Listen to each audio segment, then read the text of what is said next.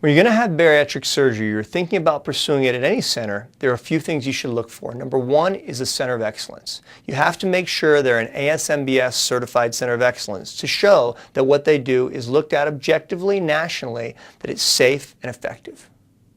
Number two is from a program standpoint. You have to make sure it's a program that has the resources to help you with success. Everyone's worried about surgery, but at the end of the day, if you go to an experienced program, they do surgery just fine. What you want is to make sure that you get the support and teaching throughout the process. And that includes having registered dietitians on staff, having access to an exercise or physiology team, making sure that everyone that touches you or could touch you from the ground up has a level of expertise in dealing with a bariatric surgeon. And that means cardiologists, GI doctors, pulmonologists, anesthesiologists, that they have the right operating room set up for your success and safety, that they have specific wards and ICU care available to care for you, that they have a retrofitted radiology suite that has the right resources to support you and your weight and your health issues. These are all essential components that bear looking at quite closely. Next is the surgeon. It's not the time to experiment. It's not the time to give someone a chance.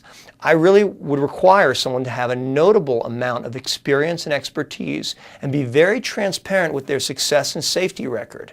Anyone can spin data to make it look the way they want, but how people do in their safety, that's something that's very easy to present to you and tell you, and also it's something you should reflectively look on with them to make sure you understand it. And the last thing, probably the most important thing, you got to look closely at the relationships you're going to have. This is not the time to find a guy who's a good surgeon but not really a nice person. You're going to have a long relationship with them. And if it's done right, you should feel close to them. And I mean close in the sense that if you've got an issue or a concern or a problem or a challenge, you feel comfortable coming to them so they can help you with it. You don't want to feel that there's a wall between you, and that's really important. That's why in my program, I always see the new patients that come in, because I don't want anyone else to have that relationship to start out with, because it really starts and ends with me, and that's really essential. So look at Center of Excellence, general program, the surgeon, and the relationships you're going to form. And make sure you feel welcome. That's critical.